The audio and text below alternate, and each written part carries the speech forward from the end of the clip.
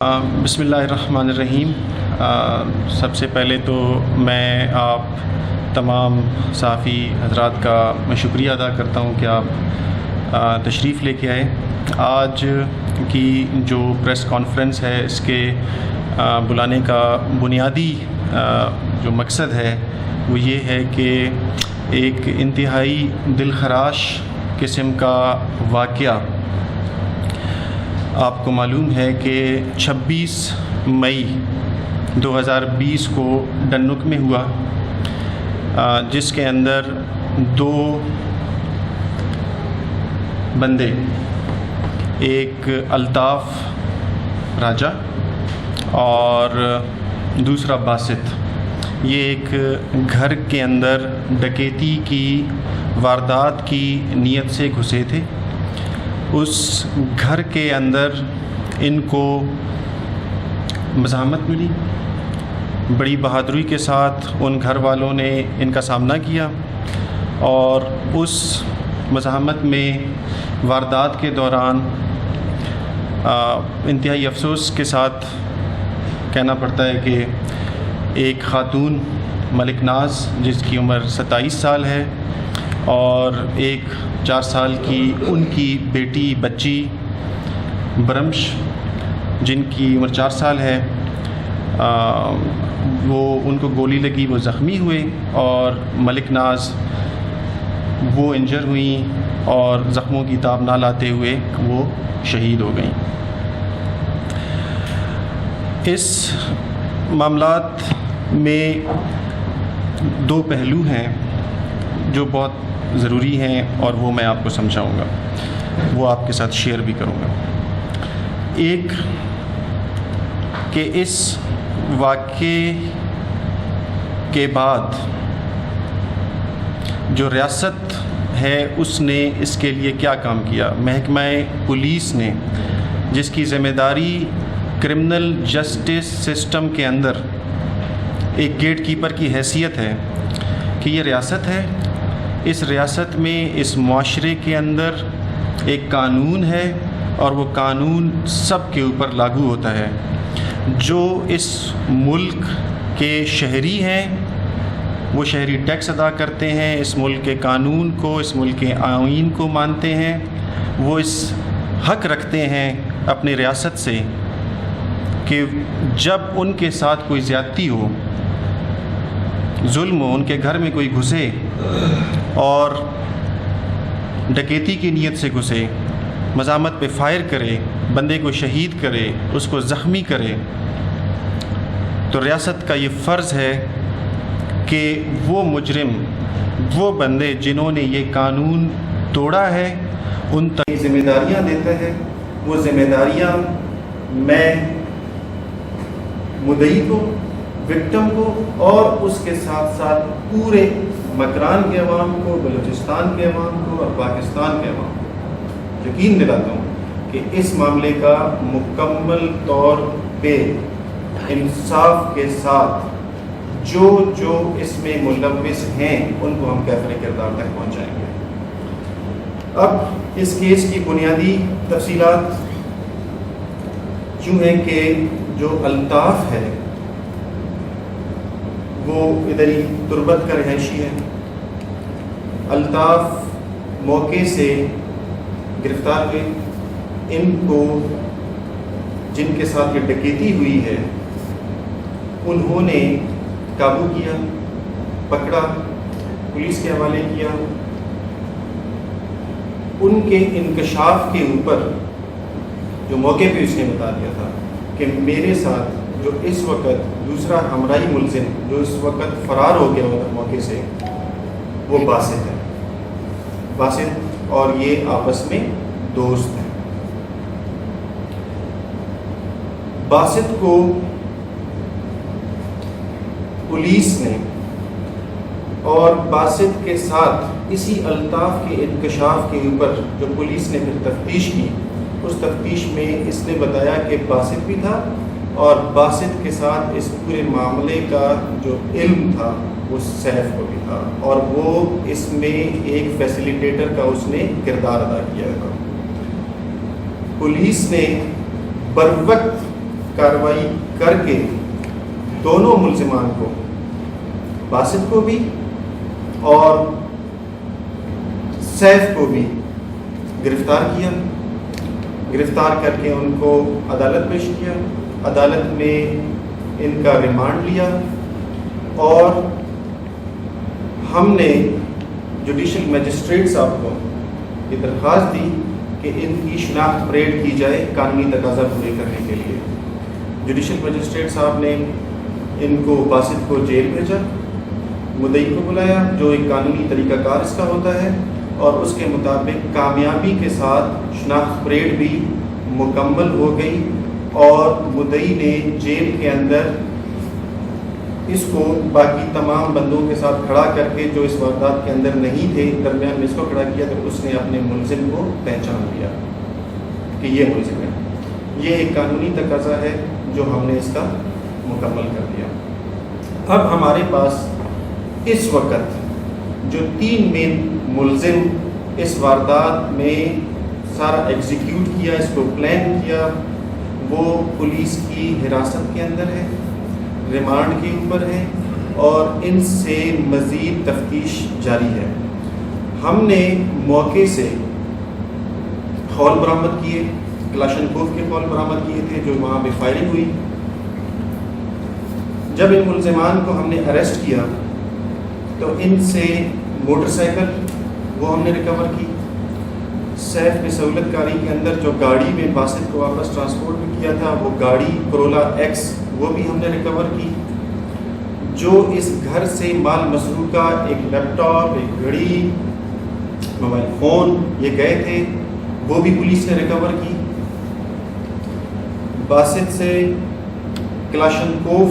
ہم نے ریکور کی، 3 میگزینیں ریکور کی، 73 ہم نے اس کے ساتھ زندہ گولیاں ریکور کی. وہ سارے ہم نے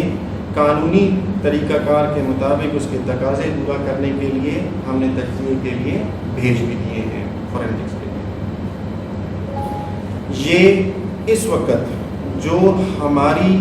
یہ بنیادی تفتیش جس کے اندر ملزمان کا انوالو جو ہیں اریسٹ ہونا اور ان سے ریکوریز کرنا وہ اس وقت 100% مکمل ہے. اس واردات کے اندر ہمیں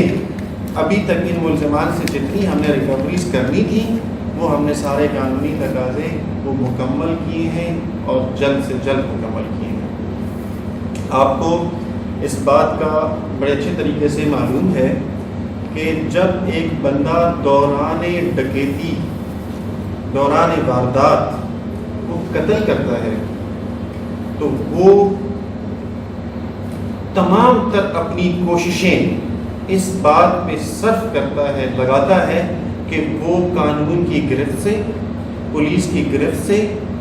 جتنی جلدی ہو سکتا ہے وہ دور چلا جائے کیونکہ اس کی سزا سزائے موت ہے. لیکن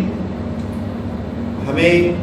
اللہ تعالیٰ کا بہت زیادہ شکر ادا کرنا چاہیے. ہم اللہ تعالیٰ کے بہت مشکور ہیں. میں اپنے ٹیم کا بہت مشکور ہوں. ان کی محنت پہ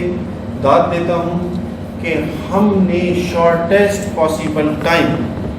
کم سے کم وقت میں ایک جو ڈکیتی کے دوران قتل کے ملزم گرفتار ہو سکتے تھے وہ ملزمان ہم نے گرفتار بھی کیے. اس کے سارے قانونی تقاضے جس طرح میں نے آپ کو بتایا ہے کہ اسلحہ کی ریکوری، موٹر سائیکل کی ریکوری، گاڑیوں کی ریکوری، اس کی شناخت پریڈ، تاکہ ہمیں کل عدالت کے اندر جب ہم لے کے جائیں تو ہمارے کیس کے اندر کوئی بھی ایسا قانونی پہلو اس کا نامکمل نہ رہ جائے. یہ بات ایک ہو گئی ان 3 بندوں تک جو اس میں ملوث تھے، ان کی تفتیش تک، ہماری ریکوریز تک اور شناخت پریڈ تک. اب یہ بندے ہمارے ساتھ اس وقت دوران ریمانڈ پہ ہیں اور یہ تفتیش ابھی مکمل نہیں ہوئی ہے. اکثر بعض اوقات ہمارے پولیس کے تجربے میں یہ بات آئی ہے کہ جو ملزمان ہم پکڑتے ہیں، اب مدعی نے جو ملزمان نامزد کیے وہ 2 تھے، ایک وہ باسط تھا اور ایک الطاف تھا. یہ صرف 2 تھے، لیکن پولیس نے اپنی تفتیش کے اندر جب اس معاملے کو پڑھایا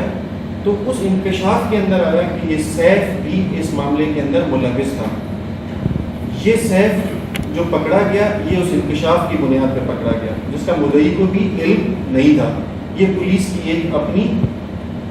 مکمل ایک کارروائی تھی جو ہم نے اس کے اندر کی تھی. اب بات یہ ہے اس میں جو بڑی سمجھنے والی ہے کہ اس کے اندر ابھی اس کی کڑیاں جہاں کہیں بھی ملیں گی وہ تفتیش کے اندر واضح ہوتا جائے گا. یہ محکمہ پولیس، میں بطور اس کے سربراہ یہ مدعیوں کو، مکران کے، تربت کے، کیچ کے عوام کو، بلوچستان کے عوام کو اور پاکستان کے عوام کو یہ میں بالکل باور کراتا ہوں کہ یہ تفتیش اپنے منطقی انجام کو لازمی طور پہ پہنچے گی. جب میں یہ لفظ استعمال کرتا ہوں کہ لازمی طور پہ پہنچے گی تو یہ میں انتہائی ذمہ داری کے ساتھ، انتہائی وثوق کے ساتھ اور ایک اعتماد کے ساتھ میں بتا رہا ہوں کہ یہ ایسا ہی ہوگا. اس میں جو بھی شخص اس میں مزید ملوث ہوگا وہ بندہ قانون کے کٹہرے میں ہوگا، حوالات کے اور جیل کے سلاخوں کے پیچھے ہوگا، عدالت میں پیش ہوگا، وہ اپنے حصے کی سزا لے کے جائے گا. یہ بات اس وقت تک یہاں تک کہ اب اس کے دوران ریمانڈ ہمارے پاس تفتیش کے اندر کون سی باتیں سامنے آئی ہیں، یہ بات اس وقت دوران ریمانڈ میرا خیال ہے نہ تفتیشی ٹیم کا نہ ایس پی کے کرنے کا ہے، کیونکہ اس سے معاملات ہی الجھ جائیں گے. میں دوبارہ اس معاملے کی پریس کانفرنس کروں گا جب اس تفتیش کو میں منطقی انجام تک کلوز کر کے پہنچاؤں گا. اس کے اندر ایک دفعہ یہ جب تفتیش ہماری مکمل ہو جائے گی پھر میں دوبارہ آپ کے ساتھ بیٹھ کے اپنی ساری تفتیش اس کی تفصیلات کے ساتھ آپ کے ساتھ میں شیئر کروں گا اور دوبارہ اس میں ہمیں پھر کوئی قانونی پیچیدگی اس وقت سامنے نہیں آئے گی. اس وجہ سے اس وقت اس تفصیلات کے اوپر میں مزید بات کرنے سے گریز کروں گا اور آپ اس معاملے کو فی الحال اس وقت تک پینڈنگ رکھیں جب تک کہ اس تفتیش کے میں کلوز کر دوں اور اس کا ریمانڈ ختم ہو جائے. یہ بات یہاں پہ ایک میں جو بات کرنا چاہتا ہوں اور وہ عوام کے لیے بھی ہے. مدعی مقدمہ جس کے گھر میں یہ ہوا ہے، آپ ان سے جا کے یہ پوچھیں کہ کیا آپ پولیس کی تفتیش سے، پولیس کی کارروائی سے مطمئن ہیں یا نہیں ہے. یہ جب مقبولہ 3:30 بجے کا ہوا رات کو 26 مئی کو 5 بجے میں خود اس موقع کے اوپر پہنچا. یہ تعزیرات پاکستان کے اندر، اس ملک کے اندر جب جرائم کو ڈیفائن کیا گیا ہے، اس جرم کے اندر انسان کی جو جان ہے وہ سب سے زیادہ مقدس رکھی گئی ہے اور اس کی سزا سزائے موت رکھی گئی ہے. اس تربت کے اندر ایک انسانی جان وہ ضائع ہوئی ہے اور ہم اس کے ذمہ دار ہیں اور اس کو کیفر کردار تک پہنچانا وہ بھی ہماری اولین ترجیح ہے، ہمارا فرض ہے اور وہ پولیس محکمہ کرے گی. عوام کو اور تمام مدعی کو یہ بات میں باور کراؤں گا دوبارہ کہ ہمیں اس بات کا احساس ہے کہ عوام کا اور ریاست کا آپس میں تعلق کیا ہوتا ہے اور وہ تعلق یہی ہے کہ جو بھی اس معاشرے کے اندر انسان کی جان، اس انسان کی مال اور اس کی عزت، وہ اس کا تقدس وہ پامال کرے گا، قانون حرکت میں آئے گا اور جتنا بھی جو بھی شخص اس کے اندر کسی بھی لیول کے اوپر پلاننگ سے لے کے اس کے سہولت کاری سے لے کے اور واقعہ کرنے والے لوگوں تک، اس میں ساری کڑیاں اس کی مکمل کی جائیں گی اور اس کو انصاف ملے گا. ایک جو انسانی معاشرہ ہے، انسانی معاشرے کے اندر ہم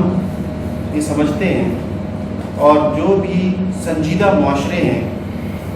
ذمہ دار معاشرے وہ سمجھتے ہیں کہ جب تک انصاف ہر ایک کے لیے ہم باور نہیں کرائیں گے، انشور نہیں کرائیں گے، اس وقت تک سب کے لیے امن نہیں قائم ہو سکتا۔ انگلش میں اس کو انگریزی میں کہتے ہیں کہ justice for each, peace for all. جب ہم ہر ایک کے ساتھ اس کا انصاف نہیں کریں گے تو پورے معاشرے کا امن اس سے ڈسٹرب ہوتا ہے۔ تو یہ کیس ہمارے لیے انتہائی اہم ہے، انتہائی ضروری ہے، کیونکہ اس کے اندر ایک انسانی جان ضائع ہوئی ہے، اور ایک 4 سال کی بچی جو اکلوتی تھی اپنی ماں باپ کی، وہ ایک یتیم ہو چکی ہے۔ تو ہم بحیثیت پولیس افسر، بحیثیت gatekeeper of the criminal justice system, بحیثیت ریاست، ہم اس کو مدعی کو انصاف دلائیں گے، اور عوام کو یہ ثابت کریں گے کہ عوام کے اندر اور ریاست کے اندر کوئی ایسا تناؤ نہیں ہے، کوئی ایسا معاملہ نہیں ہے کہ جس کے اوپر آپ اس اضطراب کا شکار ہو جائیں کہ شاید اس کو انصاف نہیں ملے۔ آپ صرف یہ دیکھیے کہ اس وقت تک ہم نے کتنی محنت کے ساتھ، کتنی کوششوں کے ساتھ کم سے کم وقت کے اندر زیادہ سے زیادہ پروگریس ہم نے دی ہے۔ اب اس میں کچھ بنیادی ریزرویشنز جو مجھ تک پہنچی ہیں، میں چاہتا ہوں کہ وہ میں آپ کو بتا دوں اور وہ میں آپ کو سیٹسفائی کر دوں، تاکہ یہ بات عوام تک، یہ بات مدعی تک، یہ بات سب لوگوں تک آپ کے توسط سے پہنچے کہ وہ ریزرویشنز ہیں کیا، اور ان ریزرویشنز کے اوپر ہمارا پولیس کا ایز اے پروفیشنل جو قانون کو سمجھتے ہیں ان کا اس کے اوپر ویو کیا ہے، ٹیک کیا ہے۔ اب ایک جو سب سے بڑی کمپلینٹ ہے، شکایت ہے، وہ ہے کہ اس میں دہشت گردی ایکٹ کے تحت 780 کا سیکشن کیوں FIR میں نہیں لگایا گیا۔ اس میں جو بات سمجھنے والی ہے وہ یہ ہے کہ پولیس کو یہ ثوابدیدی اختیارات قانون نے نہیں دیے ہیں